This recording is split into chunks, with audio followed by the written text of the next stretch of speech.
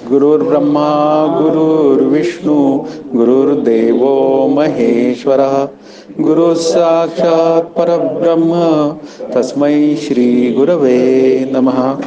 हरि ओम तत्सत. तिसऱ्या अध्यायाचा अभ्यास सुरू आहे.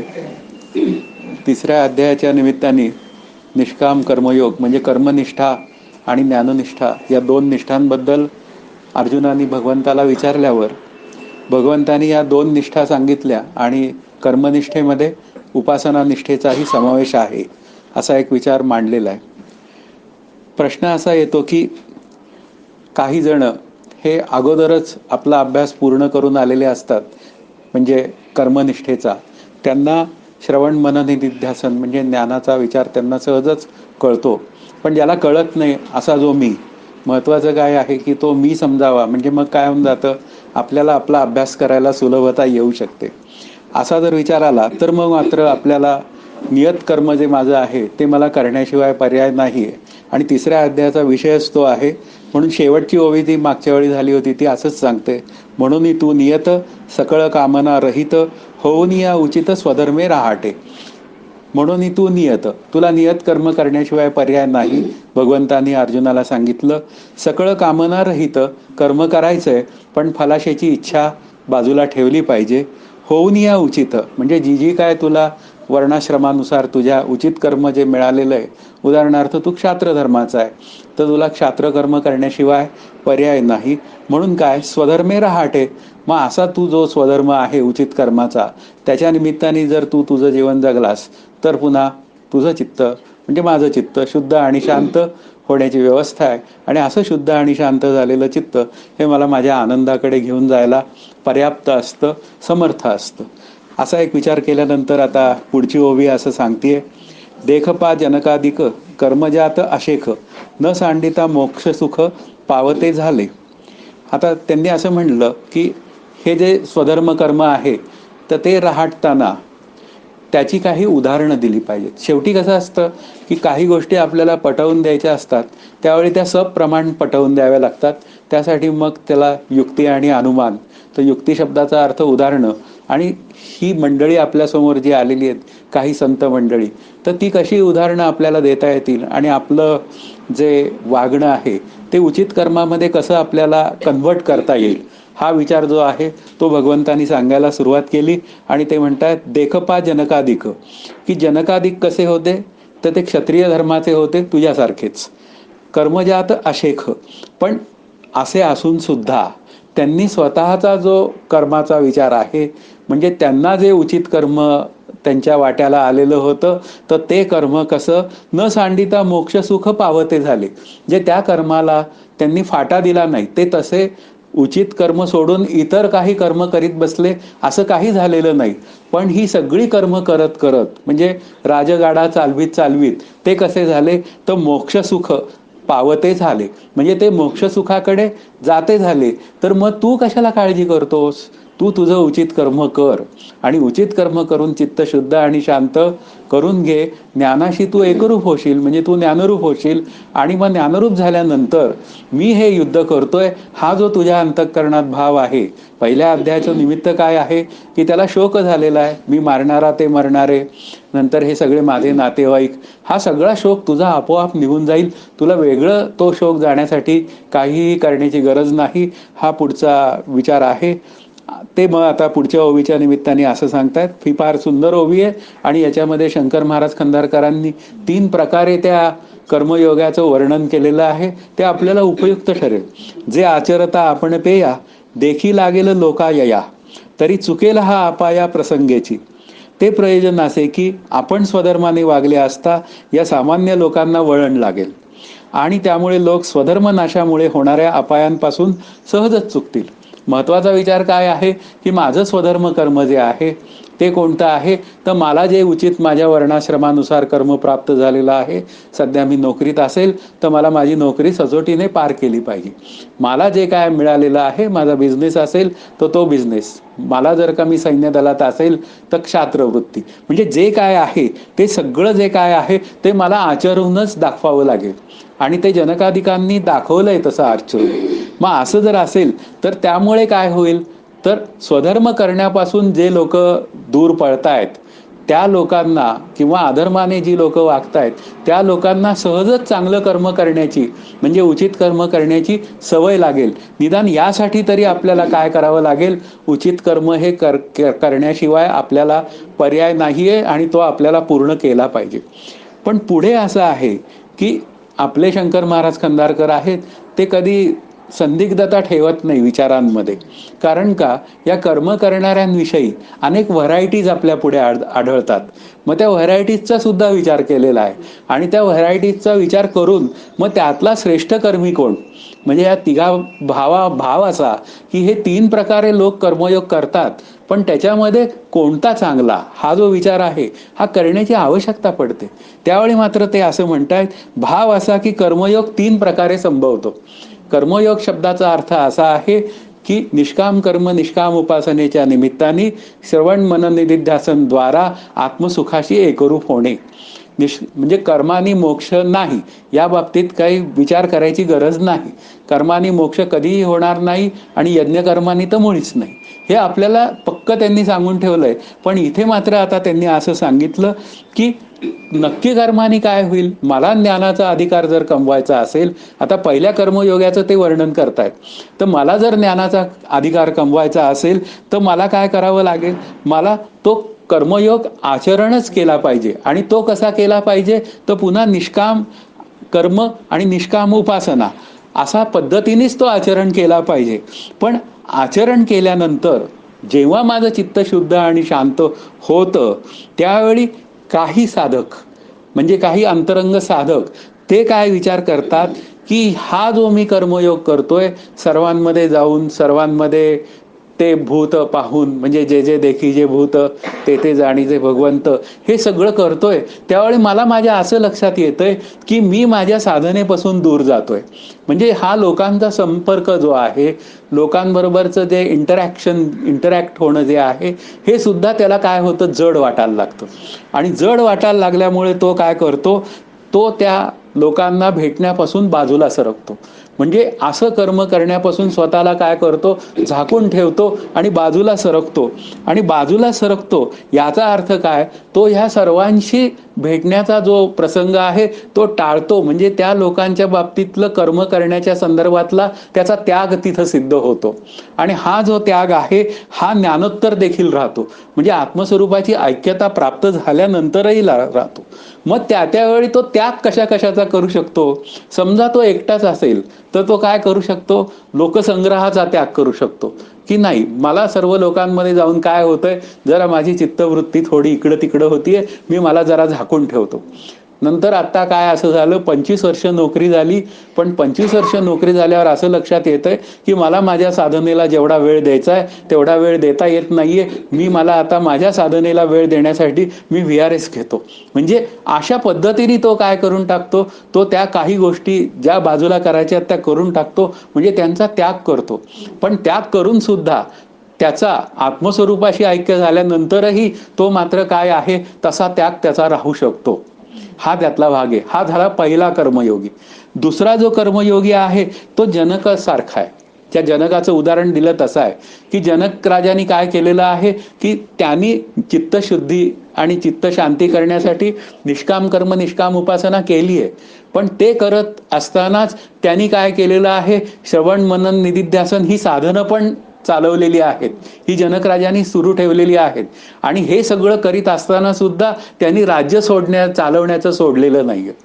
म्हणजे प्रश्न असा आहे की त्यांनी जे काय उचित कर्म त्याला जे दिलेलं होतं भगवंतानी, तो ते करण्यामध्ये कुठेही त्यांनी कसूर केलेला नाही. असा जो विचार आहे तो विचार गीताशास्त्रामध्ये सुद्धा आहे. इथे म्हणलंय तसं की निष्काम कर्म निष्काम उपासना श्रवण मनन निधिध्यासन तत्वम पदार्थ शोधन आत्मस्वरूपाची ऐक्यता. पण हे जे काय आहे तिथे मात्र मोक्ष मिळाल्यानंतर, मुख्य मुद्दा काय आहे की मोक्ष मिळाल्यानंतर सुद्धा जनकराजांनी राज्य केलेलंच आहे ना. म्हणजे याचा अर्थ काय झाला की जे काय कर्म अटळ आहे ते सगळी अटळ कर्म ती त्यांनी त्या योग्यतेप्रमाणे त्या कर्मांचा जो विचार आहे त्या योग्यतेला धरून करून दाखवलेली आहे. आणि असा जो जनक राजा आहे तो काय आहे, तो ज्ञानोत्तर म्हणजे ज्ञानरूपता झाल्यावर सुद्धा कुठल्याही प्रकारे त्यांनी कर्म करण्याचं टाळलेलं नाही. अशा पद्धतीने एक कर्मयोगी असू शकतो. आणखीन एक तिसरा कर्मयोगी आहे, तो असा असतो की सामान्य लोकांची जी प्रवृत्ती असते निषिद्ध कर्म करण्याकडे, ती प्रवृत्ती घालवण्यासाठी तो काय करतो, तो श्रेष्ठ अधिकारी स्वतः ती चांगली कर्म तशी आचरून दाखवतो. ज्ञानोत्तर पूर्वी सुद्धा दाखवतो, ज्ञानोत्तर भूमिका पार पडल्यानंतर सुद्धा दाखवतो. म्हणजे आत्मस्वरूपाच्या ऐक्यतेनंतर सुद्धा दाखवतो आणि त्याला त्या निष्काम कर्म करण्याचं प्रयोजन देखील नसतं, तरी सुद्धा तो लोकांना दाखवतो की अशा अशा पद्धतीने निष्काम कर्म केली जातात, तुम्ही त्याचा अवलंब करा, तुम्हाला सुद्धा म्हणजे मला सुद्धा चित्तशुद्धी आणि चित्तशांती नावाचं फळ मिळेल. मग एकूण भगवंताचं म्हणणं काय आहे, तू कुठल्या कॅटेगरीत बसतोय अर्जुना हे तू शोधून पहा. आणि तू, कारण शेवटी काय आहे हे त्रयस्थ वृत्तीने सांगितल्यासारखं होईल. अर्जुनाला सांगितलं की तुला जर का तुझी चित्तशुद्धी चित्तशांती झाली नसेल तर त्यासाठी तू हे उचित कर्म कर. पहिलं, माझी जर चित्तशुद्धी आणि चित्तशांती झालेली नसेल तर मला निष्काम कर्म निष्काम उपासना करण्यास वाचून काही पर्याय नाहीये. आता समजा ज्ञानोत्तर जर का मी ज्ञानरूप झालेलो असेल असा जर विचार असेल तर मग जनक राजाप्रमाणे सगळी कर्म कर, हा त्यातला महत्वाचा भाग आहे. म्हणजे तुला कुठेही कर्म सोडण्याला काहीही चान्स नाहीये, कारण पुढच्या ओव्या येणार आहेत की भगवंत त्यांच्याबद्दल स्वतः बोलणार आहेत. हा त्यातला भाग आहे. आता मी सांगतो, मी नंतर तुम्ही बोला. तर प्रश्न काय झाला की इथे काय आहे की तुझी जर का चित्तशुद्धी चित्तशांती झालेली असेल, ज्ञानरूप झालेला असेल तर तू जनकाप्रमाणे तू कर्म करच. आणि त्यांनी काय होईल, त्यांनी तुझ्या आत्मस्थितीमध्ये काही फरक पडणार नाही. म्हणून इथे काय आहे, ज्ञानोत्तर कर्तव्य नाही. कारण शेवटी ज्ञानोत्तर जो आत्मस्थितीला प्राप्त झालेला असतो त्याचं म्हणणं कसं असतं, को विधी को निषेधाहा. त्याला कुठलाही विधी नाही, त्याला कुठलाही निषेध नाही. त्यांनी काहीही केलं तरी आतमध्ये मी केलं हा भाव नाहीये ना तिथे.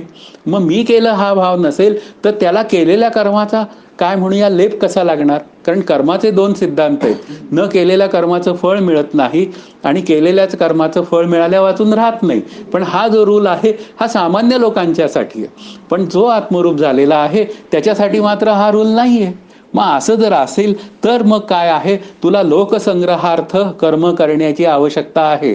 कारण पुढे ओवी येणारे मार्गाधारे वर्तावे, त्यावेळी आपल्याला त्याचा विचार करावा लागणार आहे. म्हणून इथे काय आहे, आपल्याला सुद्धा कुठल्याही परिस्थितीत कर्म करण्याचं जे आहे ते टाळता येणार नाही. म्हणजे टाळता येतच नाही तर मग मला कर्म करण्यावाचून पर्याय आहे काय.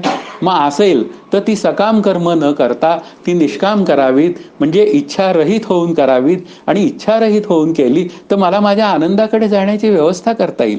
पुढची ओवी असं सांगते, देखे प्राप्तार्थ जाहले जे निष्कामता पावले, तयाही कर्तव्य असे उरले लोका लागी. आता जे प्राप्तार्थ झाले, जे प्राप्त करून घ्यायचंय ते प्राप्त झालं. काय मी प्राप्त काय आहे, श्रेष्ठ प्राप्तव्य काय आहे, आत्मस्वरूपाची ऐक्यता. ते प्राप्त झालं. आणि मग ते प्राप्त कसं झालं मला, तर ते निष्काम कर्म करून प्राप्त झालं. म्हणून काय झालं, ते निष्कामता पावले, तयाही कर्तव्य असे उरले लोका लागी. पण त्यालाही कर्तव्य उरलेलं आहे. काय आहे, तर हे जे काय मागून लोक जी तुझ्याकडे पाहतायत, जी लोक तुझ्यावर लक्ष ठेवून आहेत, त्या लोकसंग्रहासाठी, त्या लोकांना उचित कर्म करण्याविषयी तू त्यांचा आदर्श हो. भगवंत काय सांगतायत की तू आता कृतार्थ झाला म्हणून आता तुला काही उरलेलं नाही अशा भावात जीवन जगू नकोस. तू कृतार्थ जरी झाला असला तरी लोकांना कृतार्थ होण्याची गरज आहे. त्या लोकांना सुद्धा काय झालं पाहिजे, मार्गदर्शन झालं पाहिजे. म्हणून इथे काय आहे, लोकांची धर्माकडे प्रवृत्ती होण्याकरता कर्तव्य उरलेलेच असते. म्हणजे मला काय आहे, त्या धर्माकडे प्रवृत्ती झाली पाहिजे. कुठल्या धर्माकडं, तर हा कर्मयोगा नावाचा जो धर्म आहे तो सिद्ध व्हायला पाहिजे. त्यासाठी माझी प्रवृत्ती झाली पाहिजे. मग झाली पाहिजे तर मी काय केलं पाहिजे, तर मी निष्काम कर्म केल्यानंतर सुद्धा मला ते निष्काम कर्म काय पद्धतीने करावं, कसं करावं हे सांगत सांगत मी लोकांना सुद्धा काय केलं पाहिजे, चांगल्या कर्माकडे त्यांची प्रवृत्ती केली पाहिजे. पुढे असं म्हणतायत की एखादा आंधळा असतो, त्यांनी उदाहरण दिलं, आणि त्या आंधळ्याला चालण्यासाठी जो डोळस असतो तो त्याच्या गतीने चालतो. त्याच्या गतीने चालतो आणि गतीने चालून काय होतं, तो त्या आंधळ्याला सहजच त्या तीराला घेऊन जातो. मग तसाच हा डोळस झालेला असेल स्वकर्माविषयी, तर त्यांनी काय करावं, ज्यांना डोळस नाहीत त्यांना काय करावा, उपदेश करावा किंवा त्यांना समजून सांगावं. आणि स्वधर्म कर्माची जी कास आहे, 3ऱ्या अध्यायाचा मुख्य जो विषय आहे की तुला अहंकार रहित व्हायलाच लागेल, तुझं उचित कर्म फलाशा रहित होऊन करावंच लागेल आणि उचित कर्म करण्याशिवाय तुला पर्याय नाही. मग त्याला नाही तर मग मला कुठून आला? भगवंत स्वतः पुढच्या काही ओव्यांमध्ये म्हणतात मला पर्याय नाही.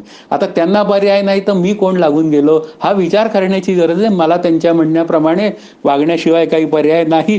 पुढची ओवी असं सांगते, हा गा ऐसे जरी न कीजे तरी अज्ञाना काय येऊ मजे, तीही कवणे परी जाणीजे मार्गाते यया. असे जर ज्ञानाने केले नाही, की असं जर ज्ञानी वागला नाही, म्हणजे जसा पूर्वी तो वागत होता आणि आता ज्ञानरूप झाला, आता ज्ञानरूप झाल्यानंतर तो जर स्वैर वागायला लागला तर चालणार नाही. मग असा जर वागला नाही तर मग ज्यांना माहीत नाही निष्काम कर्म कसं करायचं आहे त्यांना ते कसं कळणार? सांगून कळत नाही, 1000 वेळा ओरडून कळत नाही, सकाम कर्म करू नका करू नका, तरी सुद्धा आपल्यासमोर सकाम कर्म करणारी लोक दिसतायत ना. मग असं का दिसतंय? मान्य आहे की सुख पाहता जवा पाडे, दुःख पर्वता एवढे, प्रापंचिक अडचणीत जास्त असतात, सुखाचे क्षण कमी असतात. पण तरी सुद्धा मी मागूनही ईश्वराकडे मला काही मिळतंय का माझ्या मनासारखं? कदाचित एखाद्या वेळी मिळतं, 99 वेळा ते मिळतच नसतं. मग असं असतानाही माझ्या मागण्या असतात, तर त्यांना सांगायला पाहिजे काहीही झालं तरी सुद्धा काय आहे की माझ्या प्रारब्धानुसार मागण्या पूर्ण होतात किंवा पूर्ण होत नाहीत. तर मग या अज्ञानी लोकांना काय समजणार? म्हणून अज्ञान्यांना मार्गदर्शन करण्यासाठी त्यांनी कोणत्या मार्गाने जावं, कोणत्या मार्गाने ते गेले असता त्यांना आनंदाकडे, आनंदरूपतेकडे जाण्याची व्यवस्था पूर्ण होईल, असं सगळं चिंतन जे आहे त्याचा पाया काय आहे तर निष्काम कर्म आणि निष्काम उपासना आहे. ती जोपर्यंत उचित घडत नाही तोपर्यंत काय आहे, मी मला खऱ्या अर्थाने मी आनंदाचा ठेवा आहे हे शब्द ज्ञानाच्या स्तरावर सुद्धा कळण्याची व्यवस्था नाहीये. मला काहीतरी कळल्यासारखं वाटतं, पण वास्तवात काय कळलेलं असतं हे भगवंत जाणे. हा त्यातला विचार आहे. पुढे असं म्हणतात, एथ वडील जे जे करीती तया नाम धर्म ठेवीती, तेची येर अनुष्ठिती सामान्य सकळ. धर्म शब्दाची व्याख्या आहे, कारण इथे धर्म शब्द वापरला ना इथे. मग त्यांनी सांगितलं एथ वडील जे जे करीती. मग आता या जगात आपले जे वडील असतात, इट मीन्स सिनियर्स. आता हे जे काय सिनियर्स असतात त्यांच्या आचरणाप्रमाणे मी माझं आचरण करतो. आता त्यांचं आचरण कोणाला धरून असतं तर यांनी म्हणलंय की श्रुती स्मृतींचे अर्थ जाणून किंवा संतांची वचनं घेऊन आता त्याप्रमाणे ते जगत असतात. तया नाम धर्म ठेवीती, आणि त्याचं नाव ते काय म्हणतात, धर्म आहे. की जे जे काय उचित करायचं आहे ते कोणी मला सांगितलं, विधी ते पाळीत निषेधा ते गाळीत, मज देवनी जाळीत कर्म पळे. हे मला कोणी सांगितलं? माऊलींनी सांगितलं, विधींचं पालन कर, निषिद्ध वर्तन करू नको आणि सर्व कर्म मला अर्पण कर, म्हणजे ईश्वराला. मग असं जे काय सांगितलंय, आता हे जे काय आहे यालाच काय म्हणायचं? हा सर्वसामान्य लोकांच्या दृष्टीने असलेला धर्म. हा समर्थ म्हणतात तो धर्म आहे, पण तो वेगळा. स्वरूपी राहणे हा स्वधर्म, तो आत्ताचा विषय नाहीये. आत्ताचा विषय काय आहे, तो कर्माचा विषय आहे की माझी उचित कर्म झाली पाहिजे. मग असं जे काय धर्माचं जे अनुष्ठान आहे त्याची येर अनुष्ठिती सामान्य सकळ. त्यांनाच फॉलो करून सगळे सामान्य लोक जे आहेत माझ्यासारखे ते त्यांचा फॉलोअप घेतात. मग ऐसे हे असे स्वभावे म्हणून कर्म न संडावे, विशेष आचरावे लागे संती. ऐसे हे स्वभावे म्हणून काय आहे, श्रेष्ठानुकरण करणं म्हणजे वडीलधाऱ्यांप्रमाणे स्वतः छोटा मुलगा तसं वागणं, हे काय आहे, स्वभावताच आहे. म्हणजे स्वभावताच असंच घडणार आहे. म्हणून कर्म न सांडावे. म्हणून तुम्ही कर्म सांडण्याला म्हणजे याचा अर्थ काय की तुम्ही आळसानी शांत घरी बसून जर का झोपा काढल्या तर पुढची येणारी पिढी काय करणार आहे? पुढची येणारी पिढी तसंच वागणार आहे. मग त्यांना तरी तुम्ही काय म्हणूया, आदर्श होण्यासाठी चांगलं वागा, काम करा. आणि काम केलं तर काय आहे, पुन्हा पुढचा जो उत्कर्ष आहे ज्ञानरूपतेकडे जाण्याचा तो सहजच आहे. म्हणून कर्मत्याग काही करता येणं शक्य नाही. विशेष आचरावे लागे संती. म्हणून संतांनी विशेष करून हा जो स्वधर्माचरण जे आहे ते वागून दाखवलेला आहे. म्हणूनच ते आज आदर्श आहेत आपल्याला. संत आज आदर्श काय, श्रीगुरु आदर्श का आहेत, तर आपल्याला ज्ञानेश्वर माऊलींचा का आदर्श आहे, कारण त्यांनी तसं जगले आणि पुन्हा आपण एक म्हणतो ना की कोण भाग्यपुरुष, हा वर्तले आणि कुठे समजले. आता समजले आणि वर्तले तेची भाग्यपुरुष भले. म्हणजे समजले, त्यांनी स्वतः समजून घेतलं, चित्तशुद्धी चित्त शांती, त्याप्रमाणे त्यांनी वर्तन केलं, म्हणूनच ते भाग्यपुरुष आहेत. म्हणूनच संतांचं अनुकरण होतं, बाकी कोणाचं होत नाही. त्याचं कारणच ते आहे. यासाठी काय आहे, आपल्याला काय आहे, धर्माचं आचरण केलं पाहिजे. याचा अर्थ नियत कर्माचं आचरण केलं पाहिजे, ते सुद्धा अहंकार रहित केलं पाहिजे आणि ते सुद्धा फलाशा रहित केलं पाहिजे. तुम्ही म्हणाल ह्या 3-3 वेळा गोष्टी का सांगतो, या अध्यायाचा हा मेन काय म्हणूया थीम आहे. आणि ही थीम जर माझ्या लक्षात आली नाही, तिसऱ्या अध्यायात काय आहे असं जर का एखाद्याने आपल्याला विचारलं तर सांगता यायला पाहिजे, मला काही कळलं नाही तिसऱ्या अध्यायातलं, 3च गोष्टी कळल्या. अहंकार रहित कर्म झालं पाहिजे, माझं नियत कर्म मी उचित कर्म केलं पाहिजे आणि फलाशा रहित होऊन ती सगळी कर्म झाली पाहिजे. बस एवढं 3 कळलं ना, तिसरा अध्याय त्याच्या दृष्टीने पूर्ण झालेला आहे. पण या 3 गोष्टी कळण्यासाठी एवढी पानं सगळी आपल्याला अभ्यास करावी लागणार आहे. पुढे असं म्हणतायत, काय साकडे काही माते की कवणे एके आरते, आचरे मी धर्माते म्हणसी जरी. मला काही कमी आहे, कोण्या एका फलाच्या इच्छेने मी धर्माचे आचरण करीत आहे असे जर तू म्हणशील. भगवान श्रीकृष्ण या श्लोकाच्या निमित्ताने असं म्हणतायत की मी तुला माझीच गोष्ट सांगतो, मी दुसऱ्याचं काही सांगतच नाही. भगवंत म्हणतात मी तुला माझीच गोष्ट सांगतो, मला काय कमी आहे, मी पाहिजे तसा वागू शकतो, कारण मीच या जगाचा नियंता आहे, माझ्या सत्तेवर हे जगत आहे. असं जर असेल तर मी काय वागायचं हे मी ठरवू शकत नाही का? पण तसं मी नाही करत. मी सुद्धा काय आहे, विधी निषेधांचा विचार करतो आणि त्याप्रमाणेच मी वागतो. एका फलाच्या इच्छेने मी कधीही धर्माचं पालन केलं नाही, अशी कधीही गोष्ट माझ्या हातनं घडलेली नाही, पुढे घडणारही नाही. असं त्यांनी करत पुढे मात्र आणखीन 2 ओव्यांमध्ये मात्र उदाहरणं दिली आणि मग ते म्हणतात, तरी पुरतेपणा लागी आणिक दुसरा नाही जगी, ऐसी सामग्री माझ्या अंगी जाणसी तू. तर पूर्णतेकरता माझ्यासारखा दुसरा जगात नाही, इतकी पूर्णता किंवा सर्व प्रकारचे सामर्थ्य माझ्या अंगी आहेत हे तू जाणतोस. मला काय पाहिजे ते मी करू शकतोस हे आहे. मी पूर्ण काम आहे, तरी सुद्धा मी पूर्ण काम आहे. मी कुठलीही इच्छा आकांक्षा धरून कुठलंही काम करीत नाही. मग असं असताना आणि आणखीन एक तुला उदाहरण देतो. ते म्हणाले, मृत गुरुपुत्र आणिला तो तुवा पवाडा देखिला, तोही मी उगला कर्मी वर्ते. की मृत गुरुपुत्र आणिला म्हणजे गुरूंना त्यांनी विचारलं, सांदीपनी मुनींकडे ते शिकायला गेले, सर्वज्ञ असून काय झाले, शिकायला गेले. म्हणजे श्रीगुरु ही जी काय संस्था आहे ती त्यांनी कुठेही ब्रेक केलेली नाही. शिकायला गेले, तिथं पडेल ती सगळी कामं भगवंतानी केलेली आहेत, कुठेही कुचराई केलेली नाहीये. आणि पुढे काय झालं, अध्ययनाला राहिल्यानंतर अध्ययन पूर्ण झालं आणि पूर्ण झाल्यावर सांदीपनी ऋषींना त्यांनी गुरुदक्षिणाचा विचार पुढे आल्यावर सांदीपनी ऋषींनी सांगितलं की तू मला माझा समुद्रात बुडालेला मृतपुत्र आणून दे, आणि या बाबतीत मी काही कुचराई केलेली नाही, तेवढ्यासाठी यमदेवाशी मला युद्ध करावं लागलेलं आहे आणि मी ते माझं कर्तव्य कर्म समजून ते पार पाडलेलं आहे. कारण त्यांच्या इच्छेला मान देऊन, कारण श्री गुरु काय आहेत, अंतिम आहेत, त्यांची इच्छा जी आहे गुरुदक्षिणेच्या निमित्ताने आलेली, ती इच्छा पूर्ण करणं हे माझं काम आहे. त्यासाठी मी यमदेवाशी युद्ध केलं आणि त्यांचा मृतपुत्र आणून दिला. मग असं जर का मी इतका समर्थ असूनही शांतपणे कर्मामध्ये तत्पर आहे, तर तू काय करतोस, हा त्यांचा पुढचा क्वेश्चन आहे मला. तर तुलाही कुठलाही असा चान्स नाही, म्हणून तुला काय आहे, स्वधर्म कर्म करावंच लागेल, ते सुद्धा उचित, पुन्हा अहंकार रहित आणि पुन्हा फलाशा रहित. हे 3 शब्द आपल्या पुढे कायम असणार आहेत.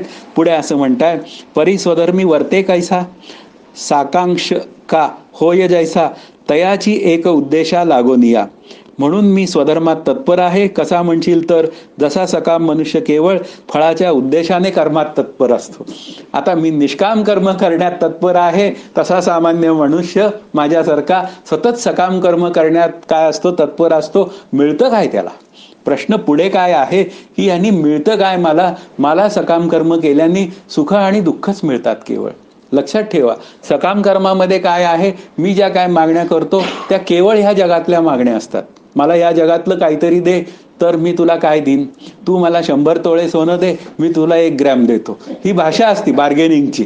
म्हणजे घ्यायचे 100 आणि द्यायचं 1 ग्रॅम, असं नाही म्हणत कधी की तू मला 1 ग्रॅम दे, माझ्याजवळचे 99 तोळे तुला देतो, असं नाही कधी त्याला येणार. म्हणजे याचा अर्थ आहे ना, सकामतेमध्ये काय आहे, स्वतःचा फायदा करायचा आहे. नेहमी लक्षात ठेवावं, सकामतेमध्ये जरी दुसऱ्याचा काय म्हणूया तोटा होऊन माझं काही चांगलं कर अशी भूमिका नसली तरी सुद्धा काय आहे, हे काय 99 तोळे काय आपोआप यायला बसलेत काय, असा काही विचारच मनात येत नाही. पण अशी भाषा होऊन जाते. म्हणून जितका सकाम कर्म करण्यामध्ये मनुष्य तत्पर आहे सामान्य, तेवढाच मी निष्काम कर्म करण्यामध्ये तत्पर आहे. तुला निष्काम कर्म करण्याशिवाय अर्जुना अजिबात काही नाही. म्हणजे काय नाही, पर्याय नाही. म्हणून तोच एक पर्याय तुला स्वीकारावा लागेल.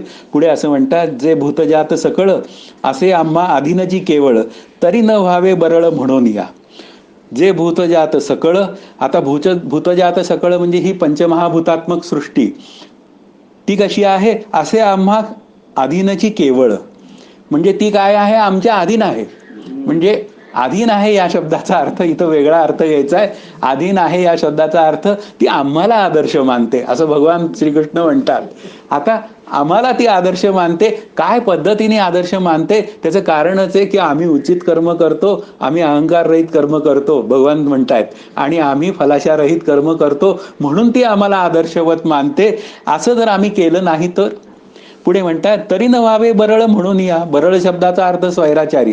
मग आता जर का हे लोक, जे सगळे सामान्य लोक आहेत माझ्यासारखे, जे भगवान श्रीकृष्णाकडे दृष्टी लावून बसलेले आहेत, तर तरी न व्हावे बरळ, मग माझ्यासारखा सामान्य लोकांना आम्ही स्वैराचारी होऊ नये म्हणून ते आम्हाला स्वधर्म कर्म राहटून दाखवतायत, ते काय पद्धतीने जगायचं हे दाखवतायत, आणि आम्ही त्यांचा फक्त आदर्श घ्यायचा आहे, त्याप्रमाणे जीवन जगायचा प्रयत्न करायचा आहे. काही डोकं चालवायचं नाही. श्री गुरूंकडे बुद्धी गहाण टाका, तशीच भगवंताकडे गहाण टाका. काही अक्कल चालवण्याचा परमार्थच नसतो. पण लोकांना असं वाटतं की परमार्थ हा बुद्धिमान लोकांचा आहे, परमार्थ हा बिंडोक लोकांचा आहे. खरं तर की ज्याला डोकं नाही ना त्यानेच परमार्थ करावा, आणि ज्याला डोकं नसतं ना तोच फक्त श्री गुरूंकडे बुद्धी गहाण टाकू शकतो, दुसरा कोणी टाकू शकत नाही. सो कॉल्ड बुद्धिमत्ता ही काही आपल्या अभ्यासाला उपयोगाची नाही. ती बुद्धिमत्ता कुठे असावी, ती श्री गुरुचरणी गहाण असावी. अदरवाईज काय आहे, हरिओम म्हणण्याशिवाय पर्याय तरी काय आहे माणसाला. भगवंत तेच म्हणतो की बुद्धिवीण प्राणी सकळ, ते मान्य, ते अवघेची बाष्कळ, पण कुठली बुद्धी, ही रजोगुणी आणि तमोगुणी बुद्धी आहे ती. आणि सत्वगुणी बुद्धी असते ती कायम श्री गुरुचरणी गहाण असते, कायम भगवान चरणी गहाण असते. मग अशी बुद्धी ज्याच्याकडे आहे ते मात्र काय होतात, ते आदर्श होतात. संत का आदर्श आहेत, कारण त्यांनी त्यांची बुद्धी श्री गुरूंकडे गहाण टाकली. बस आपल्याला तेवढीच अक्कल चालवायची, पण ती सुद्धा मला कधी येत नाही लवकर. कधी येईल तो दिवस, काय म्हणायचा, आजू सोनियाचा दिनू, असं ती आहे आपल्या ज्ञानदेवांची एक अभंग गाथा, त्यातला विचार आहे. आपण पुढे जाऊया. आम्ही पूर्ण काम होऊनी, जरी आत्मस्थिती राहोनी, तरी प्रजा हे कैसेनी निस्तरेल, असं त्यांनी पुढे म्हणलंय. आम्ही पूर्ण काम होऊनी, आम्ही पूर्ण झालो, म्हणजे भगवंत म्हणतायत की आम्ही सहजच आनंदाशी एकरूप झालो, जरी आत्मस्थितीमध्ये राहिलो, तर ही प्रजा कैसेनी निस्तरेल. निस्तरेल म्हणजे तरुण कशी जाईल. आता कशातनं तरुण जायची, भवसागरातनं.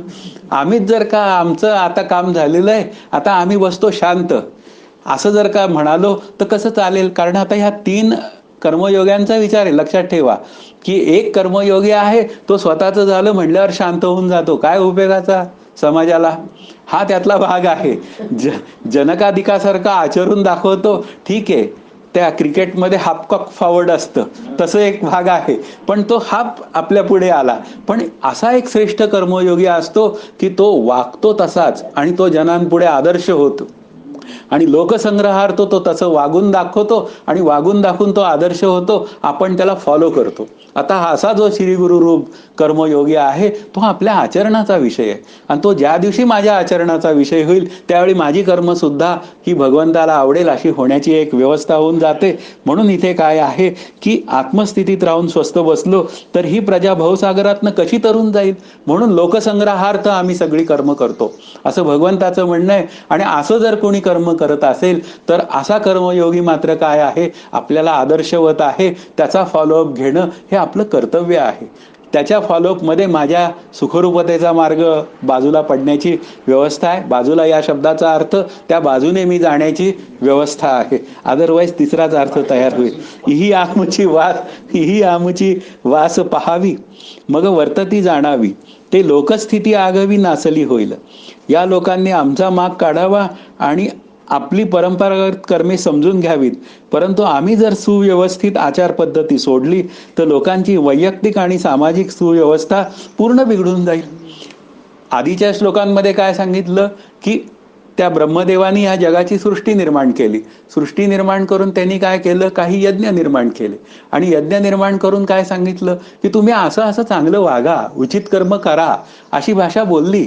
मग अशी भाषा बोलली तर मग काय आहे की लोकांनी आमचा माग काढत यावा आणि आम्ही काहीही वागावं, हे कसं काय चालेल, असं भगवंताचं म्हणणं आहे. म्हणजे आम्ही असं वागत नाही, मग आम्ही नाही वागत तर तुला तरी कुठून आली परवानगी. तो म्हणणार मला तू कोण, काय मोठा लागून गेलायस काय.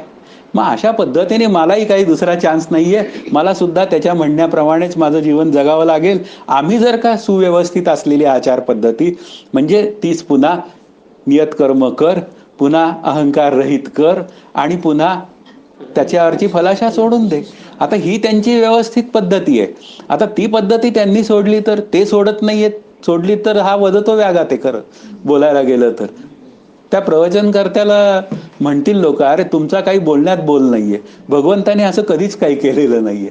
म्हणजे इतके ते स्ट्रेट आणि फॉरवर्ड असताना मग काय आहे, ही अशी जी सुव्यवस्थित आचार पद्धती आहे ती लोकांची वैयक्तिक आणि सामाजिक काय म्हणूया, ती जी काय व्यवस्था आहे, ती जी काय बाइंडिंग आहे, ते सहज व्यवस्थित नीट टिकून राहतं. अदरवाईज हे सगळं बिघडून जाण्याची व्यवस्था आहे. म्हणून लोकसंग्रहार्थ का होईना तुला उचित कर्म करण्याशिवाय पर्याय नाही. अर्जुनाला सांगितलं तुला युद्ध करण्याशिवाय पर्याय नाही, पण पुन्हा कसं तू निष्कपट होवावे, ही भूमिका आहे त्यातलं. तू निष्कपट होऊन पोटातलं पाणी न हलता सगळे बाण मारायचे आहेत.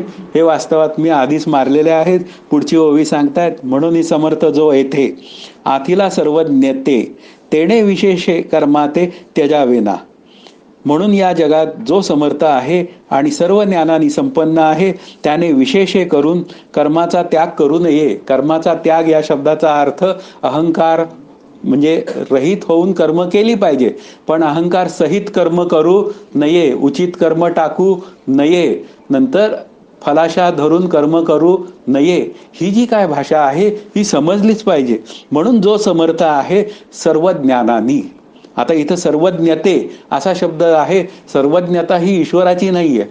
ही सर्वज्ञता जी आहे ही आपल्यासारख्या अभ्यास करणाऱ्याची आहे. ती सर्वज्ञता कशी आहे, संतांच्या जवळ आहे. कशी आहे तर ते निष्काम कर्म निष्काम उपासनेने युक्त आहेत, श्रवण मनन निधिध्यासनाने युक्त आहेत, आत्मज्ञानाने युक्त आहेत आणि तत्वमसीचं चिंतन सांगणारे पण आहेत. म्हणजे सगळा अभ्यास कसा करायचा सांगणारे आहेत. असे जे काय सर्वज्ञ आहेत त्यांना लौकिकाचंही ज्ञान आहे आणि त्यांना पारलौकिक म्हणजे आत्मस्वरूपाचं पारमार्थिक स्वरूपाचंही ज्ञान आहे. अशा लोकांनी मात्र काय केलं पाहिजे, विशेष करून मुख्य मुद्दा काय आहे की त्यांनी विशेष करून पुढे यावं आणि पुढे येऊन मात्र काय करावं, या सगळ्यांना आदर्श व्हावं. आणि आदर्श होऊन काय करावं, आपण जो आदर्श उभा केलाय त्या आदर्शावर ही सगळी मागची जी पिढी आहे ती चालेल आणि त्यामुळे एक आदर्शवत जी काय संस्था आहे किंवा कुटुंब संस्था आहे, जगाची संस्था आहे, ती तयार होईल. म्हणून आता पुढची ओवी आलेली आहे, खूप फेमस ओवी आहे. मार्गाधारे वर्तावे विश्व मोहरे लावावे, अलौकिक न होवावे लोकांप्रती. म्हणून मार्गाधारे वर्तावे, मार्गाधारे वर्तावे होण्यासाठी आधी आपल्याला मार्गक्रमणा करावी लागते. आधी जे माझे पूर्वीचे सिनियर्स आहेत, संत मंडळी, श्री गुरु मंडळी, त्यांनी जो मला मार्ग सांगितला निष्काम कर्म निष्काम उपासनेचा, तर ते जे आहे ते वेदबोधित धर्म मार्गाने वागावे. आता भगवान श्रीकृष्णाने गीता सांगितली म्हणून वेदबोधित, आणि आपल्यासाठी मात्र काय आहे, ॲडिशनल आहे आपल्यासाठी काहीतरी संत बोधित. एक वेदविहित आहे, एक संत विहित आहे. आता वेदविहित कर्मामध्ये काय झालं की त्यांनी सांगितलं की तुम्ही काय करा, विधी पाळा. आता विधी पाळामध्ये काय सांगितलं, श्री गुरुवर श्रद्धा, संतांवर श्रद्धा आणि त्यांनी लिहिलेल्या ग्रंथांवर श्रद्धा. पण ज्यावेळी संत बोलायला लागतात या निष्कामतेविषयी, त्यावेळी संतांची भाषा ही थोडी काय असते, आपल्याला जवळीकीची असते. वेद काय आहे त्या मानाने कठोर आहे, तो काय सांगतो, तुला निष्काम कर्म करावं लागेल. आणि संत कसं सांगतात, तुला निष्काम कर्म कसं करायचं ते मी शिकवतो. नारायण असे विश्वी त्याची पूजा करीत जावी, या कारणे तोष व्हावी कोणीतरी काया. बदलले, त्यांचे नाम बदलले संतांचे, की हा सर्व विश्वाला व्यापून नारायण नावाचं तत्व आहे, आत्मनारायण असं त्याला म्हणूया. आता त्याचीच जर का तुला पूजा करायची असेल तर याचा अर्थ जो जीव काय म्हणूया, काय त्याला जी आवश्यकता आहे आणि जे तुला देता येणं शक्य आहे, तू त्याला ते दे. त्या निमित्ताने काय होईल, तो नारायणच त्याच्या निमित्ताने संतोष पावलेला असेल आणि तो संतोष पावलेला तुझ्या अंतःकरणात कळेल आणि समाधान रूपाने तुला निश्चित लक्षात येईल की तुझं चित्त हळूहळू शुद्ध होत जातंय, हळूहळू शांत होत जातंय. आपल्याला विवेकानंदांची भाषा फार महत्वाची आहे, मला फार ती आवडते, की दुसऱ्याला मी मदत करतो असा आत आविर्भाव असण्यापेक्षा त्यांनी मला उपयोगी पडायला संधी दिली हा जर भाव आत असेल तर मी माझी चित्तवृत्ती शुद्ध आणि शांत करण्यासाठी त्याचा प्रॉफिट मिळू शकतो मला. पण हे जोपर्यंत मी विचार करत नाही तोपर्यंत काय आहे ते मी करतो. म्हणून काय आहे, मार्गाधारे वर्तावे, म्हणजे मी त्या मार्गाने चालावे, संतविहित मार्गाने चालावे, वेदविहित मार्गाने चालावे आणि त्याप्रमाणे जगालाही त्या मार्गाला चालायला लावावे. आपण इथे जर का आपल्याला काही अभ्यास कळत असेल तर कीर्तन भक्ती नक्की काय सांगते, की जे मला कळलं ते दुसऱ्याला सांगितलं. आता सांगितलं की काय झालं, त्याचं रूपांतर कशात झालं, कीर्तन भक्तीत झालं. मग दोन जणांमध्ये कीर्तन भक्तीचा संवाद होऊ शकत नाही काय, मग त्याला एक कळलं, मग त्यांनी आणखीन काय होऊन जातं, आणखीन दुसऱ्याला सांगितलं. पण हा जो इन्क्रीज असतो आपण म्हणूया, तो इन्क्रीज मल्टिपल असतो, तो स्क्वेअरमध्ये असतो. आपल्याला लक्षात येत नाही की आपण एखाद्याला जेव्हा सांगतो त्यावेळी तो आणखीन 2 जणांना सांगतो, त्या निमित्ताने 10-20 जण एकदम तयार होतात अभ्यास करायला. त्या निमित्ताने निष्काम कर्म करण्यासाठी अनेक लोक आपल्या पुढे तयार होतात. आता हे जे काय सगळं आहे हे भगवंताची इच्छा आहे. मार्गाधारे वर्तावे ही माझी इच्छा नाहीये, मार्गाधारे वर्तावे ही भगवान श्रीकृष्णाची इच्छा आहे आणि ती त्याची आज्ञा पण आहे. की तुला जर काही कळलं असेल आनंद रूपतेकडे जाण्यासाठी तर ते तू काय केलं पाहिजे, लोकांना सांगितलं पाहिजे. लोकांनाही तू काय केलं पाहिजे, सकळ शहाणे करून सोडावे सकळ जन, ही समर्थांची भाषा आहे. ब्राह्मी स्थितीत राहून उपयोग काय नुसता, ये खाली जरा. महत्वाची मुद्दा काय आहे, जरा ये खाली बाधितानुवृत्तीने आणि कर लोकांना जरा काहीतरी फायदा. तुला जे कळलंय ना ते तू सांग सगळ्यांना, नाहीतर त्याच्या जीवनात कर्तव्य काय उरलं. जो ब्रह्मस्थितीला जातो त्याला कर्तव्य काय उरलं, त्याला कर्तव्य आता काहीच नाहीये, पण तरी सुद्धा ते तो करतो की नाही. म्हणून नुसत्या ब्राह्मी स्थितीत राहणाऱ्या काय म्हणूया जीवनमुक्ताचा उपयोग नाहीये. तो श्रोत्रिय ब्रह्मनिष्ठ आणि थोडा दयाळू पण असला पाहिजे, तो ते ज्ञान देण्याविषयी दयाळू असला पाहिजे, तरच तो विश्व मोहरे लावावे ही भाषा तो करू शकतो.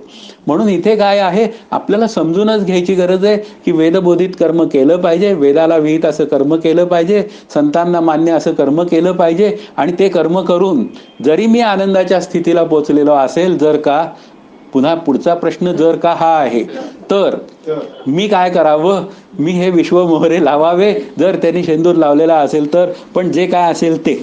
पण म्हणून इथे काय आहे, लोककल्याणासाठी ब्राह्मी स्थितीत राहू नये. लोकसंग्रहार्थ, लोक शहाणे होण्यासाठी तू काय कर, भगवान श्रीकृष्ण सांगतायत तू या समाजाला उपयोगी पडत राहा. असा उपयोगी पडत राहशील त्यानिमित्ताने तुझी आनंदाची स्थिती आणखीन सुंदर होण्याची व्यवस्था आहे. आणि पण हे सगळं करताना तू कसा राहा. आता परत पुढचा मुद्दा आला, अलौकिक न होवावे लोकांप्रती. आणि हे सगळं जे काय आहे हे सगळं त्यांना सांग, पण आतमध्ये मात्र पुन्हा मी काही तुम्हाला फार विशेष काही सांगतोय असं काही लोकांना काय म्हणूया एस्पेशली काही तसं दाखवून देण्याची काहीही आवश्यकता नाही. म्हणून सामान्य लोकांच्या दृष्टीने आपण सामान्यच राहावं, त्यांच्या दृष्टीने आपण अलौकिक होण्याची काहीही आवश्यकता नाही. अलौकिकाचं जरी ज्ञान झालेलं असलं, स्वरूपाचं जरी ज्ञान झालेलं असलं तरी माझ्या स्वरूप स्थितीमध्ये ही अलौकिकाची भूमिकाच नाहीये. अलौकिकाची भूमिका कशामध्ये आहे बघा बरं. अलौकिक केव्हा वाटतं मला, अलौकिक जेव्हा मला अहंकार होतो ना तेव्हाच वाटतं. पण अहंकार रहित मग मी असेल तर अलौकिक कधी वाटणार नाही. ही फार बारीक बारीक हे असतात. कधी अहंकार येऊन जातो आणि आपल्याला टपली मारून जातो, पत्ताही लागत नाही. ती टपली खाल्लेली असते पण पत्ताही लागलेला नसतो आपल्याला. इतका अहंकार सूक्ष्म आहे, तो पुढच्या दाराने गेल्यासारखा जातो आणि मागच्या दाराने परत येऊन येतो घरात. फार सुंदर एक गोष्ट सांगितली होती अहंकाराची, की 2 नवरा बायको होते सांगतो आणि मग पुढे अभ्यासाला जातो. आणि ते नवरा बायको होते, त्यांच्या घरी एक पाहुणा आला. पाहुणा आल्यावर तो काय म्हणाला की मला तुमच्या पत्नींशी बोलायचं आहे, कारण मी त्यांच्या घरचा नातेवाईक आहे, लांबचा घरचा नातेवाईक आहे. तर नवरा म्हणतो ठीक आहे, काही हरकत नाही. आणि मग तो काय होऊन जातो, तो घरात राहायला लागतो. ते नवऱ्याला काय वाटतं की अरे 4 दिवस झाले, 10 दिवस झाले, हे काही हालायचं नावच घेत नाहीये म्हणे. हा नातेवाईक असेल म्हणून तो हे होतो. नंतर काय होऊन जातं, नवरा बायको ते ज्यावेळी घरात एका खोलीत येतात, त्यावेळी तो नवरा विचारतो, का हो तुमचा हा कधी जायचा पाहुणा तुमचा भाऊ? तर ती म्हणते माझा भाऊ कुठला? त्याने मला सांगितलं हा तुझा भाऊ आहे म्हणे, मी तुमचा भाऊ आहे असं सांगितलं. तर तो म्हणला अरे बापरे, हा असा हुशार आहे काय? मग आता आपण असं करू, एक दिवस आपण दोघं कडाक्याचं भांडण करू आणि कडाक्याचं भांडण केलं म्हणजे हा निघून जाईल. मग तो म्हणतो बरं. मग असं करून ते दोघं एक दिवस खूप छान कडाक्याचं भांडण नियोजित असं करतात. आणि ते केल्यानंतर त्या यालाही लक्षात येतं की यांनी मला ओळखलेलं आहे, म्हणून तो काय करतो, निघून जातो, पुढच्या दाराने निघून जातो. निघून गेल्यावर यांना काय वाटतं, वा फार छान झालं. आणि तो काय होतो, मागच्या दाराने परत येतो.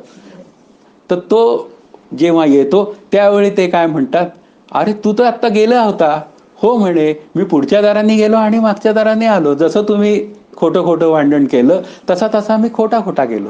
तसाच हा अहंकार आहे. गेल्यासारखा वाटतो पण जात काही नाही. म्हणून अहंकार नावाची जी गोष्ट आहे ना, ती खूप काय म्हणूया सूक्ष्म आहे. ती जाण्यासाठी आपल्याला पुन्हा काय करावं लागेल, तुवा निष्काम व्हावे, म्हणजे निष्कपट व्हायला पाहिजे, निष्काम झालं पाहिजे. आणि असं जोपर्यंत होत नाही तोपर्यंत हे अलौकिक होणार कसं? मला जर अलौकिक व्हायचं असेल तर मला काय केलं पाहिजे, मी सामान्य वृत्तीने राहिलं पाहिजे, विधीचं बंधन पाळायला पाहिजे. विधीचं बंधन नसलं तरी काय आहे, पाळायला पाहिजे. आणि पाळून काय आहे, लोकबाह्य आणि वेदबाह्य कर्म अजिबात करता कामा नये. सर्वांप्रती माझं काही झालं आहे हा वाढण्याची काही गरजच नाही. अशा पद्धतीने मी जेव्हा सामान्य वृत्तीने जीवन जगेल तेव्हा मात्र काय आहे, मी मार्गाधारे वर्तावे. हा जो भगवंताच्या ओवीचा, माऊलींच्या ओवीचा जो विचार आहे तो पाळला असा अर्थ होतो. पुढची ओवी असं सांगते, तैसी कर्मी जया अयोग्यता तया प्रती नैष्कर्म्यता न प्रगटावी खेळता आदी करुनी. आता पुढं विषय जरा थोडासा बदलला. त्याप्रमाणे ज्यांना यथाशास्त्र कर्मे करण्याचीच योग्यता नाही, कर्मेच नीट करता येत नाही, ज्यांच्याकरिता ज्ञानोत्तर प्राप्त होणारी नैष्कर्म्यता, त्रिगुणातीतता, विधी निषेधातीतता आदी करून इतरही ज्ञानाची अवस्था कौतुकाने देखील प्रगट करू नये. ज्याला स्वतःचं कर्मच धड करायचं माहीत नाही, अहंकार रहित होऊन त्याच्यापुढे नैष्कर्म्य, त्रिगुणातीत आणि आणखीन काय म्हणूया इथं विधी निषेधातीत, हे सगळे विषय बोलल्यात काय अर्थ नाही. त्याला आधी पहिलं काय शिकवावं लागेल, बाबा रे तुला आता काय करायचंय, तुझं कर्म जे आहे ते योग्य कर्म कर, निदान खोटं तरी बोलू नको. काही जमत नसेल तर निदान खरं बोल. थोडंसं खरं बोललास तरी तुझा भरपूर फायदा होईल. कदाचित खोटं बोलून बोलून लोक तुला जवळ करेनासे झालेले आहेत सध्या. तर अशा पद्धतीने काय आहे, ज्ञानोत्तर वगैरे ह्या सगळ्या नैष्कर्म्य सिद्धी वगैरे हे सगळं त्याच्या पुढे बोलून उपयोग काय आहे? ते बोललं तर काय आहे, ते दगडावर डोकं आपटल्यासारखं, त्याला काही कळणार नाही. आणि आपला अर्धा तास तर गेलेला असेल, बोलणाऱ्याला दम लागतो, पुढे काय करायचं, पुढे हाही तसाच, असं नाही चालत. म्हणून जे काय शेवटी काय आहे, तुकाराम महाराजांचंही म्हणणं आहे, अधिकार तैसा करू उपदेश. जसा जो ज्या योग्यतेत असेल तसा तसा तो विचार पुढे न्यावा लागतो. म्हणून इथे काय पुढे मग काय करावं अशा लोकांसाठी तोही विचार सांगितलाय. कारण जे निष्काम कर्म करण्याविषयी काय म्हणूया सकाम कर्म करतायत त्यांना आपण निष्कामता वगैरे हे सगळे विषय पुढे आणू शकतो त्यांच्या. पण ज्याला काहीच माहित नाही तो काय करायचं, मग तिथे त्यांनी सांगितलं तेथे सत्क्रियाची लावावी, त्याची एकी प्रशंसावी, निष्कर्मी ही दावावी आचरोनी. त्यांना सत्क्रियतेकडेच प्रवृत्त करावे, त्याच एका सत्क्रियतेची स्तुती करावी. एवढेच काय, पण निष्कर्म स्थितीच्या पुरुषानेही स्वतः सत्क्रियाच करून दाखवावी. मुख्य मुद्दा काय आहे की त्यांनी सत्क्रिया करावी. सत्क्रिया या शब्दाचा अर्थ काय, चांगली क्रिया, असा अगदी आपण एक थोडक्यात त्याचा अर्थ घेऊया. आम्ही साखरे महाराजांकडे गेलो होतो त्यावेळी त्यांनी सांगितलं, अभ्यास कसा करावा असं एकांनी विचारलं. विचारल्यावर सांगितलं, जर का छान बुद्धिमत्ता असेल तर ज्ञानलक्षणा भक्ती करावी, ते जमत नसेल तर प्रेमलक्षणा भक्ती करावी. तेही जमत नसेल तर योग लक्षणेचा विचार करावा. तेही जमत नसेल तर निष्काम कर्म करावी. आणि तेही जमत नसेल तर निदान चांगली कर्म तरी करावी. आणि तेही जमत नसेल तर मरावं आणि परत जन्माला यावं. काय तुला मान्य आहे ते तू बघ. हा त्यातला विचार आहे. पण मरावं आणि जन्माला यावं याच्यापेक्षा थोडंसं वरची गोष्ट भगवंत सांगतायत की बाबा त्यांना तू सत्क्रिया आचरून दाखव. म्हणजे त्यांना तया सत्कर्मी रती वाढव. ही आता काय पसायदानाची भाषा आहे की सर्वसामान्य जी लोक आहेत त्यांना हे कदाचित ज्ञान समजणार नाही असं म्हणूया. पण नाही समजलं तरी सुद्धा त्यांना त्या ज्ञानापर्यंत आणलं पाहिजे. ज्ञानेश्वरी वाचण्या इतपत आपल्याला त्यांना काय केलं पाहिजे, तयार केलं पाहिजे. आता पांडुरंग शास्त्री आठवले, किती लोक या ज्ञानेश्वरी सारखा अभ्यास ग्रंथाचा करत असतील? फार थोडे असतील. पण खूप मोठा समाज त्यांनी दारू पिण्यापासून वाचवला, किंवा काय म्हणूया फडतूस काहीतरी जीवन जगत होते त्या सगळ्या जीवनातनं त्यांना बाहेर काढण्याचा प्रयत्न केला. म्हणजे इथे काय आहे हीच आहे, तेथे सत्क्रियाची लावावी, त्यांनी ते काम केलेलं आहे. म्हणजे प्रत्येक काम काय आहे ॲटलिस्ट या लेवलवर आहे. म्हणून तिथे त्याला काही तू बाकी विशेष काही सांगू नको. नैष्कर्म्य सिद्धी वगैरे तुला आचरून दाखवायची असेल तर ती कशी दाखवावी लागेल, तुला सत्क्रिया करून दाखवावी लागेल. अशा पद्धतीने जर का तू त्यांच्या पुढे उभा राहिलास तर ते सुद्धा काय आहे, फार युजफुल आहे. तुझ्या वागण्याने दुसऱ्याला त्रास होईल असं काय करू नको, वागू नकोस. हा त्यातला महत्वाचा विचार आहे की माझ्या वागण्याने काय होतं की शेवटी काही वेळा आपण या तत्वज्ञानाचा विचार खूप केलेला असतो, काही वेळा आपण बोलघेवडेही असतो आणि त्याच्यामध्ये काय होऊन जातं, आपण खूप काही बोलायला लागतो. 4 जण बसलेले असतात, काही वेळा त्यांचा काही संबंधही नसतो, पण आपणच बळच विषय काढतो. काय होतं, ज्ञानेश्वरीतला विषय फार छान आहे. मग ते उगाच 3 जण टवकारतात गरज नसताना. ते रेल्वेतली बोलणी कशी असतात तसं होतं की ते स्टेशन आले की प्रत्येक जण निघून जातो, त्यांचा 1 तास निघाला झालं. ते तसं काहीतरी उपयोगाचं नाहीये. लोक सत्क्रियेला लागली पाहिजेत. आपल्याला काहीतरी आपण काही करतोय किंवा आपण कुठेतरी काहीतरी युजफुल डिगिंग झालं पाहिजे ना. पाणी लागेपर्यंत तर काय 100-50 फूट काय, आता जसं ग्राउंड वॉटर लेवल असेल त्याप्रमाणे पाणी लागेल, मान्य आहे की अधिकार जसा असेल त्याप्रमाणे काय होऊन जाईल, अभ्यास होईल. पण आता इलाज नाहीये. आपल्याला मात्र काय आहे, आपल्या वागण्यातनं आपण काहीतरी मोठे आहोत हा काय होऊन जातो, हा काही वेळा मूर्खपणासमोर दिसतो. मग असं काही न करता काय केलं पाहिजे, आपण सत्क्रियेला लागलं पाहिजे स्वतःही. आणि निष्कर्म्य असलो तरी सुद्धा, म्हणजे आनंदाशी एकरूप असलो तरी सुद्धा आपल्याला कुठेही काय म्हणूया अविचाराने किंवा काहीतरी इरॅटिक वागण्याला कुठेही परवानगी नाही, असा या ओवीचा अर्थ आहे. पण त्यासाठी त्यांनी पुन्हा उदाहरण दिलंय. माऊली कशी आहे, माऊली फार एक्सलंट आहे त्याच्या पुढे. ते म्हणतात, जैसा बहुरूपियांची रावो राणी, स्त्री पुरुष भावो नाही म्हणी, परी लोक संपादनी तैसीच करीती. आता 2 बहुरूपी होते, त्यातला एक बहुरूपी काय होता, राजा होता आणि राणी होता. पूर्वी स्त्री पात्र मिळत नसायचं ना, त्यामुळे पुरुष पात्रालाच राजा व्हायला लागायचं आणि राणी व्हायला लागायचं, असं होतं. स्त्री पुरुष भाव नाही म्हणे. पण आता काय झालं, जो पुरुष आहे त्याच्या मनात स्त्री पुरुष भाव आहे काय, म्हणजे पुरुषाच्या मनात पुरुष भाव असणं ठीक आहे. पण दोघं नवरा बायको नसताना सुद्धा मात्र राजा राणीचा आवाज इतका सुंदर आणतात, परी लोकसंपादनी तैसीच करीती. मग त्याप्रमाणे ज्ञानी काय आहे, अज्ञानाप्रमाणेच कर्म करतो, पण त्याला कर्माचे बंधन प्राप्त होत नाही. म्हणजे तो कर्म करतो त्यांच्याप्रमाणे. जसं हे राजा राणी काय करतात, हे बहुरूप्याचं सोंग उठवतात, म्हणजे हे राजा राणीचं सोंग आहे. तसंच तो काय असतो, नैष्कर्म्य असून सुद्धा मी मात्र कर्म करतो, तुम्हीही तशीच चांगली कर्म करा. म्हणजे यालाच म्हणतात सत्क्रिया लावावी. म्हणजे अशा सत्क्रियेने तो त्याचं जीवन जगतो की लोकांपुढे तो आदर्श होऊन जातो. आणि असाच आदर्श व्हायला आपल्याला भगवंत सांगतायत. कारण यामुळेच काय होणार आहे, या आदर्श वागणाऱ्यांची संख्या ही मल्टिपल होत जाणार आहे. आपल्याला भगवंताची काय इच्छा आहे ती आपली इच्छा आहे, हा त्यातला विचार आहे. भगवंताचीच इच्छा जर का चांगली कर्म करणाऱ्यांची संख्या वाढावी अशी असेल तर आपल्याला त्याच्यामध्ये कुठेतरी हातभार लावायला मिळाला असेल तर किती मोठी गोष्ट आहे, हा विचार करण्याची गरज आहे. पुढची ओवी सांगते, तैसी शुभाशुभ कर्मे जिये निपजती प्रकृती धर्मे, तिये मूर्खमती भ्रमे मी करता म्हणे. त्याप्रमाणे देहेंद्रियाच्या स्वभावाकडून जी काही चांगली वाईट कर्मे निर्माण होतात त्या कर्माचा मी करता आहे असे मूर्ख मनुष्य बुद्धीच्या भ्रमाने म्हणतो. आता मूर्ख त्याला काय म्हणलं, मूर्ख म्हणलं की फार राग येतो मला, पण काय आता इलाज आहे का, भगवंत आता मूर्ख म्हणतायत, मग त्यामुळे जरा सिरियसली मॅटर आहे असा विचार तयार होतो. आमचा एक काय म्हणूया, एक माझा एक नातू आहे, त्याला काही जर विचारलं तर तो म्हणतो ते मॅटर ना सिरियस आहे. त्याचा शब्द काय आहे, ते सगळं जे काय असतं त्याला तो मॅटर शब्द वापरतो. तसंच हे काय झालेलं आहे आता, मॅटर सिरियस झालेलं आहे, कारण भगवंतानी मला मूर्ख म्हणलेलं आहे. मग असं काय आहे, जे तैसी शुभाशुभ कर्मे म्हणून मी करता ऐसे म्हणे, म्हणून मी करता होऊन काहीही कर्म करण्याचं कारण नाही. शुभ आणि अशुभ याच्यामध्ये काय, अशुभ कर्म करायला परवानगीच नाहीये. अशुभ कर्माची व्याख्या केलेली आहे की जी कर्म मला माझ्या आनंदापासून दूर नेतात ती अशुभ कर्म, जी मला ज्ञानरूपतेकडे घेऊन जाण्यासाठी उपयोगाला येतात ती शुभ कर्म. पुण्यात्मके पापे स्वर्गात जायचे, स्वर्गात जाण्याच्या निमित्ताने मी कितीही पुण्यकर्म केलं तरी ते पापच आहे, माऊली म्हणते. पण जेणे माते पावीचे ते शुद्ध पुण्य. आता ते कुठलं, तर निष्काम. निष्काम होऊन जर मी कर्म केलं तर ते काय आहे, ते शुद्ध पुण्यामध्ये गणलं जातं. आणि मग मी काय होतो, मी शुद्ध आणि शांत होतो. आणि अशा शुद्ध आणि शांत झालेल्या स्थितीमध्ये मी करता होणं कसं शक्य आहे. समर्थांचं तेच म्हणणं आहे, मी करता ऐसे म्हणसी तेणे मी कष्टी होसी.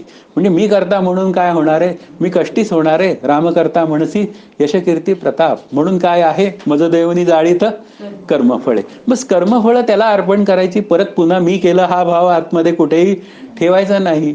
असं अगदी खांदे उडवून वगैरे काही सांगायचं नाही, आम्ही तसं करत नसतो वगैरे. ते सगळे सो कॉल्ड लोक असतात, ते सोडून द्यायचे विषय. आपल्याला काय वागायचं, काय अतिशय स्मूथली जीवन जगलं पाहिजे. काहीतरी मी विशेष, काहीतरी बट इट्स नॅचरल अशी एक भूमिका असते.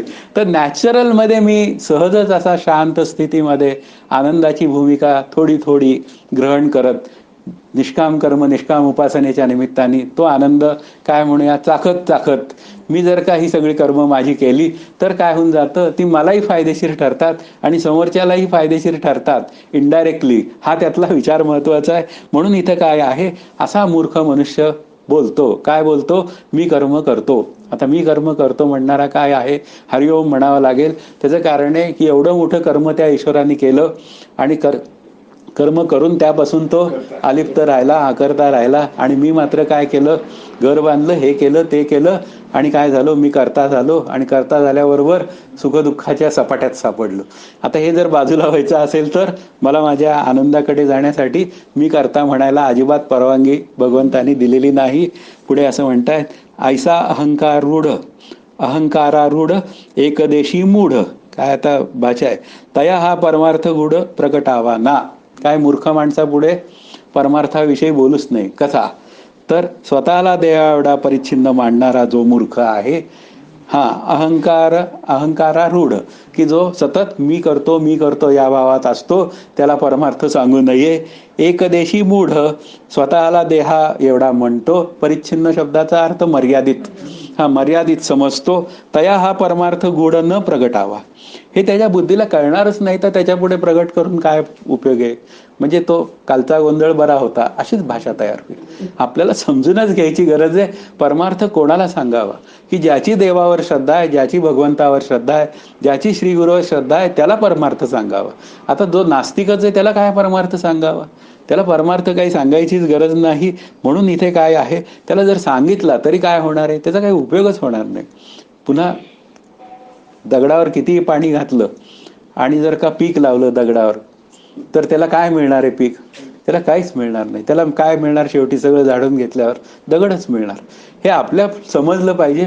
म्हणून असा दगड जर असेल आपल्याला भेटलेला, तर त्याला सुधारायला आपण जाऊ नये. त्याला मोठे सुधारवणारे असतात, ते त्यांचं बघून घेतील. आपला अभ्यास आपण करणं हे जास्त महत्त्वाचं आहे.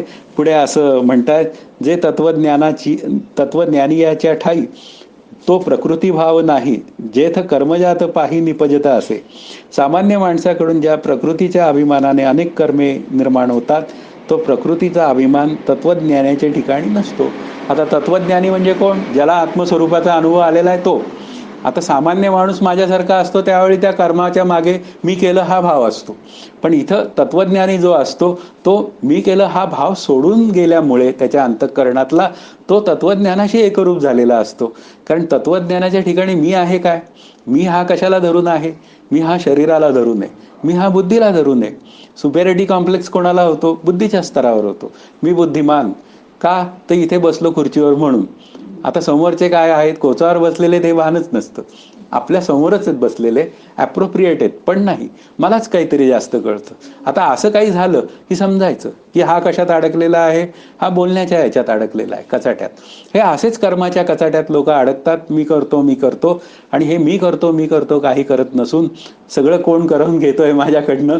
तो ईश्वररूप राम, ते श्रीगुरु माझ्याकडनं करून घेतात आणि त्यांच्या चरणी मी माझी सगळी काय म्हणूया कर्माचा अहंकार हा त्यांच्या चरणी मी जर व्हायला तर मी कोण होऊन जाईल? मी निष्कर्म्य व्हायला मला मदत होईल. मी करता होणारच नाही. अशा पद्धतीने जीवन जेव्हा जगलं जाईल त्यावेळी मात्र काय आहे? तो तत्वज्ञानी होऊ शकतो. म्हणून तत्वज्ञानाच्या ठिकाणी म्हणजे ज्याला मी आत्मा आहे हा अनुभव आलाय त्याच्या ठिकाणी हा अभिमान असण्याची अजिबात शक्यता नाही. म्हणून त्याला फॉलो करावं. हा पुढचा विचार आहे. ते देहाभिमान सांडूनी गुणकर्मे ओलांडूनी साक्षीभूत होनी वर्तती देही. ते कसे? तर ते देहाभिमान सांडूनी. आता पुन्हा काय आहे? 3 देहांच्या ठिकाणी असलेला अभिमान, 4ही देहांच्या ठिकाणी असलेला अभिमान, स्थूल देहाचा अभिमान. काय अभिमान आहे स्थूल देहाचा? त्याच्या काय म्हणूया सत्तेवर माझं अस्तित्व अवलंबून आहे, हा स्थूल देहाचा अभिमान. आता हा सोडून दिलेला आहे संतांनी. पुन्हा सूक्ष्म देहाचा अभिमान, माझ्या बुद्धिमत्तेवर माझा विश्वास आहे, अफाट बुद्धिमत्ता माझी, सर्व ओव्या लक्षात राहतात. हरिओम म्हणायचं, त्याला काही उपयोग नाही. हा झाला सुपेरिटी कॉम्प्लेक्स. काही जण म्हणतात आमच्या लक्षात राहत नाही. ज्याच्या लक्षात राहत नाही त्याने अभ्यास करावा. ज्याच्या लक्षात राहत आहे ठीक आहे, देवाची देणगी असं समजून विचार करावा. आणि पुढे मग काय आहे? पुन्हा हा सूक्ष्म देहाचा विचार. मग पुढे काय आहे? कारण देह म्हणजे अज्ञान. मी आनंदाचा ठेवा हे मला कळत नाही. आणि शेवटी काय आहे? मी आनंदाचा ठेवा हे कळलं. कळलं तर वृत्तीच्या स्तरावर कळलं, कुठे पुढे कळलं आणखीन? मग असं जे काय 4ही देहांच्या स्तरावर जो अभिमान आहे तो मात्र काय आहे? सांडला पाहिजे. तो देहाभिमान सांडूनी. हा जो तत्वज्ञ असतो तो तत्वज्ञ कसा असतो? तो देहाभिमान सांडलेला असतो गुणकर्मे ओलांडूनी. आता ती जी गुणकर्मे आहे ती गुणकर्मे कशी असतात? देही ज्या गुणाचे प्राधान्य तैसेच कर्म उपजे जाणं. म्हणजे 3 गुणांमध्ये कर्म ही काय झालेली? वाटली गेलेली आहेत. आपल्याला जो सत्वगुण आहे तो भगवंताकडे घेऊन जातो. रजोगुण काय करतो? तो देहादी प्रपंचात अडकवतो. तमोगुण दुसऱ्याचा नासधूस करायला लावतो. आता मी कुठल्या गुणधर्माला म्हणजे गुणाला वर ठेवायचं हा त्यातला भाग आहे. गुणकर्मे ओलांडायची आहेत मला. त्या गुणांच्या निमित्ताने होणारी कर्मे आणि त्यांचा होणारा अभिमान, आता त्यातून मला बाहेर पडायचंय. आणि त्यातून मला बाहेर पडायचं असेल तर नैष्कर्म्य व्हावं लागेल. म्हणजे संचित प्रारब्ध क्रियमाण अवघा झाला नारायण. नारायण रूप झाल्यावर मात्र काय आहे? मी आनंदाचा ठेवा आहे. मग आनंदाचा ठेवा कळल्यावर मात्र काय आहे? ही गुणकर्मे काय होऊन जातात? उल्लंघन होऊन जातात. त्यांची कर्मे त्यांचे उल्लंघन करून पुन्हा कसे? साक्षीभूत होऊन. आता साक्षीभूत शब्दाचा अर्थ काय? साक्षीत्व केलं पाहिजे ना मला. ज्या ज्या गोष्टी माझ्यासमोर येतात, जी जी लोक माझ्यासमोर येतात, जे जे पदार्थ माझ्यासमोर येतात त्यांचं साक्षीत्व करावं लागेल. कारण साक्षीत्व केल्याशिवाय साक्षीरूप होणार कसा? मग साक्षीत्वाची व्याख्या आली की या दृश्य जगताकडे बघत असताना अनुकूल प्रतिकूल भाव रहित उदासीन वृत्ती. आता ही वृत्ती मला जर डेव्हलप करायची असेल तर त्या प्रत्येक वस्तूचं प्रत्येक पदार्थांचं साक्षीत्व करायला शिकलं पाहिजे. आणि साक्षीत्व करायचं म्हणजे काय? त्याचं विशेषण न करता ते उपाधिरूप ठरावेत. माझा देह स्थूल देह कसा आहे? पुन्हा येणारा आणि जाणारा, म्हणून त्याचं साक्षीत्व केलं पाहिजे. आता साक्षीत्व करायचं म्हणजे काय? पुन्हा तेच, या देहाच्या अस्तित्वावर माझं अस्तित्व अवलंबून नाही. व नाही तर मग काय आहे? देह राहील नाही तर माझा. आता हा आतमध्ये पक्का निर्णय असेल तर मग काय नाही, दुसऱ्यांचा राहो नाही तर राहो पण माझा जाईल असा आतमध्ये निर्णय करायचा. आणि तो निर्णय पक्का असेल तर मग काय आहे? त्या देहाचं साक्षीत्व करता येतं. साक्षीत्व या शब्दाचा अर्थ आपल्याला त्याच्याकडे पाहता येतं या शब्दाचा अर्थ मला त्याचं अस्तित्व हे माझ्यापेक्षा वेगळं आहे हे कळून घेता येतं. आणि ज्या दिवशी कळतं त्या दिवशीच तर मग तुकाराम महाराज म्हणतात, आपुले मरण पाहिले म्या डोळा, तो सोहळा अनुपम्य झाला. म्हटलं आपलंच मरण जिवंत असताना आपण पाहणं हे भूषण आहे. यालाच म्हणायचं साक्षी रूपता. आणि ते जर तसं होत नसेल तर मग काय आहे? गेलं. म्हणून इथे आहेत हे संत लोक जे आहेत ते देहाभिमान सांडतात, गुणकर्मे ओलांडतात, म्हणजे त्या त्या गुणांचे जेवढ्या कर्म करतात त्याचे इफेक्ट त्यांच्या अंतःकरणावर होत नाहीत, साक्षीभूत राहतात, म्हणजे साक्षीरूप होतात आणि मग सर्वांसमोर ते आदर्शवत पुढे येतात. असं आपल्याला आदर्शवत पुढे यावं लागेल. त्याशिवाय काय आहे, अशी स्थिती आपल्या अंतःकरणात यायला हवी. ती जर येत नसेल तर मग काय आहे, मी काय अभ्यास करतो हे मला चेक पॉईंट्स तयार केले पाहिजेत आणि कुठे त्या सिस्टीममध्ये बिघाड आहे तिथे मार्किंग केलं पाहिजे. मार्किंग पेन खूप वापरतो आपण अभ्यास करण्यासाठी, तर आपल्याही अंतःकरणावर मार्किंग करून ठेवावं आणि मार्क केल्यानंतर तिथे तिथे दुरुस्ती करता येणं आपल्याला शक्य आहे. म्हणून ही शरीरी जरी होती तरी कर्मबंधा नाकळती, जैसा का भूत चेष्टा गबसती घेपवेना.